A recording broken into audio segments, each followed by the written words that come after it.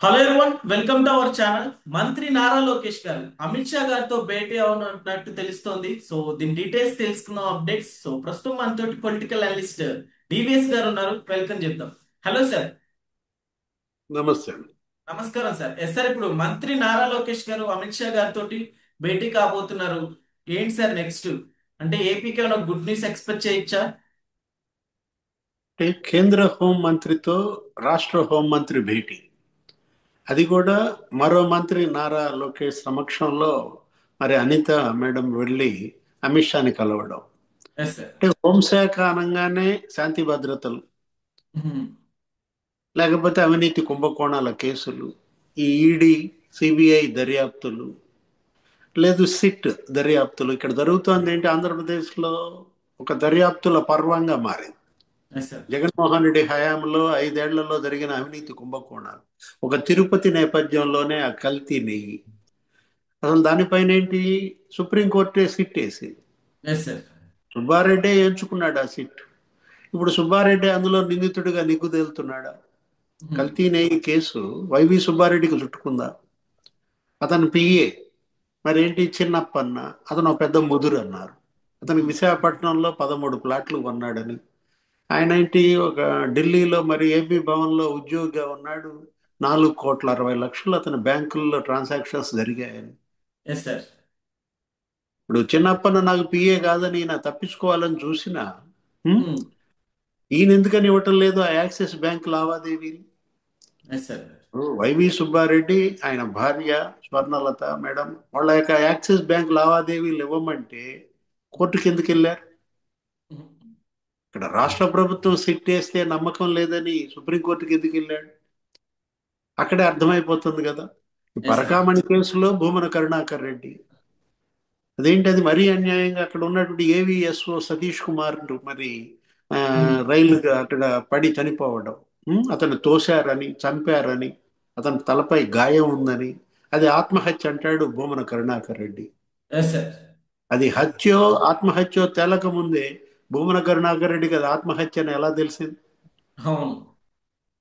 అంటే అటు కల్తీ నెయ్యి కేసు, ఇక్కడేంటి ఈ పరకామణి కేసు, అసలు ఇప్పుడు ఈ మద్యం case, AP liquor scam, yes sir. ఇప్పుడు దగ్గర దగ్గర హాఫ్ సెంచరీ దాటిపోయింది. అవును. ఏంటి నిందితుల సంఖ్య 51 ఏమో. ఇప్పుడు అనిల్ చోక్రాని అరెస్ట్ చేశారు, అతను కస్టడీలో ఉన్నాడు.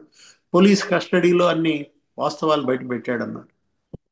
78 కోట్లు తన డొల్ల కంపెనీల ద్వారా మనీ లాండరింగ్ మరి చేశారని. ఆ 3 డిస్టిలరీలు, ఏదది లీలా డిస్టిలరీ, అదాన్ డిస్టిలరీ, లేకపోతే ఎస్పీవై ఆగ్రో డిస్టిలరీ, ఈ 3 డిస్టిలరీల ఖాతాల నుంచి నాకు 78 కోట్లు వచ్చాయి.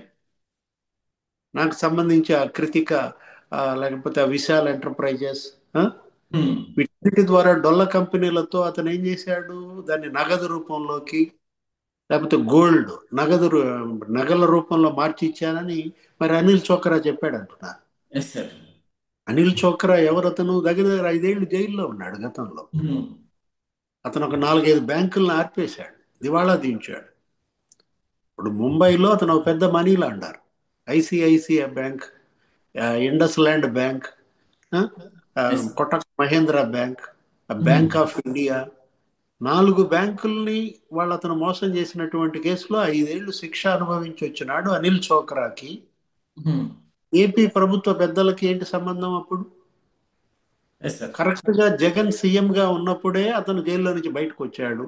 అతను సంప్రదించింది ఎవరు? విజయసాయిరెడ్డి అతన్ని సంప్రదించాడా, లేకపోతే కసిరెడ్డి రాజు సంప్రదించాడా, మిథున్ రెడ్డా, చెవిరెడ్డి భాస్కర్ రెడ్డా? ఇప్పుడు వీళ్ళ యొక్క విదేశీ లావాదేవీలు, ఇప్పుడు ఫెమా ఎస్. ఏంటి, ఇక్కడ పిఎంఎల్ఏ యాక్ట్, ఇది prevention of money laundering act, ED అవ్వాలి. ఇప్పుడు సిట్ ఇక్కడ దర్యాప్తు చేస్తోంది. ఈ yes sir. SIT Rajasekhar Babu తెచ్చిన దర్యాప్తు వివరాలు తెలియజేసేందుకు అనితా మేడం వచ్చారా, అమిత్ షా వచ్చారా? ఇప్పుడు మనకు అదే కనపడుతోంది. ఏంటి అక్కడ ముంబైలోనే అనేక ఆ జ్యువెలరీ షాపులు, ఆ ఎస్ సార్. ముంబై జ్యువెలరీ షాపులన్నిటిలో వీళ్ళు బంగారం కొన్నారని, నకిలీ ఇన్వాయిస్లు సృష్టించారని, ఒక బ్రాండే 200 కోట్లు బంగారం ఇచ్చిందన్నారు మ్యాన్షన్ హౌస్. Yes sir. ఒక డిస్టిలరీ 400 కోట్లు బంగారం ఇచ్చిందన్నారు. ఉమ్. ఆయన సిఎండి, లేకపోతే అక్కడ ఉన్నటువంటి chief financing officer Nallappan Muthappan అతన్ని బెదిరించారని ఎస్ సార్, వస్తుండి. అవును. మొన్న చూసాం చెన్నైలో మరి సోదాలు జరిగాయి. రావు సాహెబ్ ఆ, మహాబలేశ్వర జ్యువెలరీస్ లో వాటన్నిటిలో కూడా ఉమ్. రెడ్డి సునీల్ రెడ్డి పైన మనీ లాండరింగ్ చేశాడని ఆరోపణలు. ఏది ఎస్ సార్. 10 నెలల క్రితం కృష్ణదేవరాయలు లోక్సభలో ఆరోపించాడు. ఉమ్.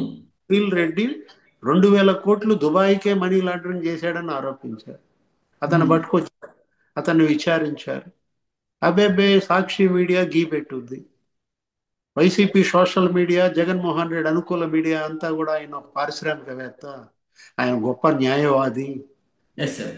అతన్ని తీసుకొచ్చి విచారిస్తే పెట్టుబడులు ఎవరు పెడతారంటారు. అంటే ఉమ్. వీళ్ళ కంటికి సునీల్ రెడ్డి పారిశ్రామికవేత్తగా కనపడతారు, వీళ్ళ కంటికి మరి అనిల్ చోక్రా ఒక పారిశ్రామికవేత్త. అది కూడా రాయొచ్చుగా. అవును. సరే, అనిల్ చోక్రాని తీసుకొచ్చి అరెస్ట్ ఎలా చేస్తారు, కస్టడీలో ఎలా తీసుకుంటారు, అతన్ని విచారిస్తే పెట్టుబడులు బెటర్గా, ఎస్ సార్. పరిశ్రమలు పారిపోతాయని రాయండి. ఆ? ఉమ్. ఇప్పుడు ఇంకా ఎవరో ఉన్నారు అక్కడ ఏంటి, ఆ, అతను ఇచ్చినటువంటి సమాచారం మేరకు ఆ చేతన్ అనేవాడిని, అతను ఎవరో రోహిణ్ అనేవాడిని పట్టుకొచ్చినట్టున్నారు. ఉం? Yes sir.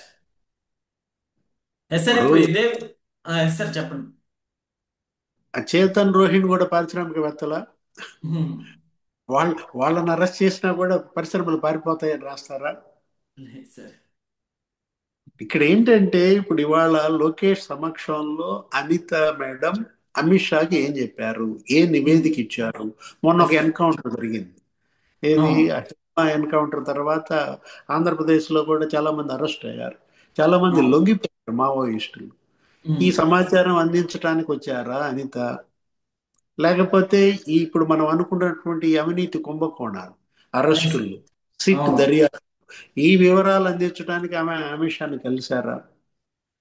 లోకేష్ కూడా అక్కడ ఉన్న నేపథ్యంలో మనకు వచ్చిన సమాచారం మీడియాకి ఇచ్చింది ఏంటి, దగ్గర దగ్గర 6,052 కోట్ల నష్టం జరిగింది అవును. ఆంధ్రప్రదేశ్కి మొంత తుఫాన్ వల్ల.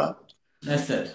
హోమ్ మినిస్టర్ అంటే కేవలం శాంతి భద్రతలు ఇవే కాదు కదా, ఏంటి ఆయన విపత్తుల నిర్వహణ కూడా చూస్తారు. ఏంటి విపత్తు సహాయం, కేంద్ర బృందాల పర్యటన. Yes sir. ఇప్పుడు హోంమంత్రి అనిత అయినా, అక్కడ హోంమంత్రి అమిత్ షా అయినా ఈ మొంతా తుఫాన్ పరిహారం చెల్లింపు గురించి అడగటానికి తీసుకువెళ్ళారా, వెళ్ళారా? Yes sir. లోకేష్ త్వరితగతిన మరి బాధిత రైతులకి ఆ పంట నష్టం తాలూకు మరి పరిహారం ఇవ్వమని కోరారా? అంటే ఒకటి, ఒక్క కార్యం మీద వెళ్ళారంటే అనేక కార్యాలు చక్కబెట్టుకుంటారు. Okay sir, thank you. నమస్తే.